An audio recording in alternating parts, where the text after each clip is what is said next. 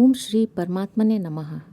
नमस्ते दोस्तों, भगवत गीता की इस यात्रा में आपका स्वागत है, अभिनंदन है।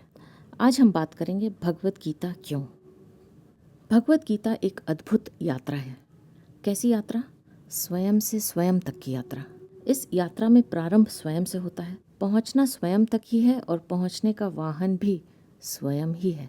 आत्मा से परमात्मा तक की यात्रा, जीव से शिव होने की यात्रा, यह मेरा अनुभव है। यह यात्रा एक ट्रांसफॉर्मेटरी यात्रा है, एल्केमी है। जब यह यात्रा प्रारंभ होती है तो हम कुछ होते हैं और यात्रा पूर्ण होने पर हम कुछ और ही हो जाते हैं। जीवन जीने की कला से पूर्ण होकर निकलते हैं, जैसे गंगा स्नान करके निकले हों।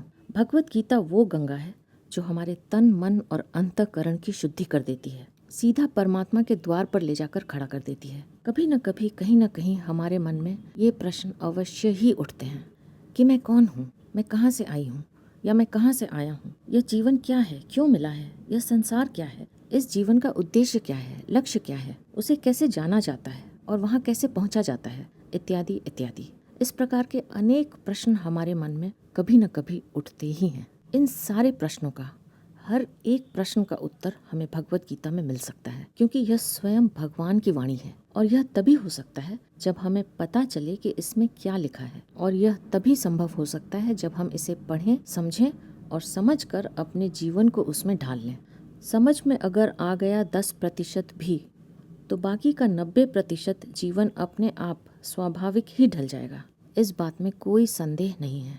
परंतु आज सबसे बड़ी चुनौती यह है कि पहले तो भगवत गीता कोई पढ़ता नहीं, और अगर पढ़ता भी है तो समझता नहीं, और जब समझता नहीं है तो पढ़ना छोड़ देता है, और फिर सारे के सारे प्रश्न कहीं दबे के दबे रह जाते हैं और जीवन यूं ही चलता रहता है। और एक दिन मनुष्य इस धरती से चला जाता है, आधा अधूरा। मनुष्य जीवन का मिलना ही व्यर्थ हो जाता है, एक सुनहरा मौका हाथ से निकल जाता है। जब मैंने भगवत गीता पढ़ी तो मुझे ऐसी जानकारियाँ मिली, ऐसे अनुभव हुए जिनका शब्दों में वर्णन करना बहुत ही कठिन है।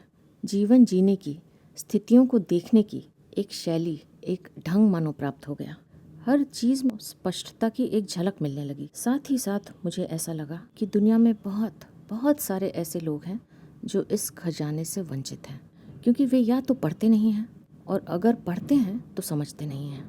मुझे लगा कि मैं क्या कर सकती हूँ, क्या मैं अपनी तरफ से कोई प्रयास कर सकती हूँ। तभी यह विचार आया कि क्यों न इसे सुनाया जाए अपने चैनल के माध्यम से, क्योंकि पढ़ने से सुनना थोड़ा आसान हो जाता है। आज हर एक मनुष्य के हाथ में मोबाइल है और इसके माध्यम से हम कभी भी कहीं भी सुन सकते हैं।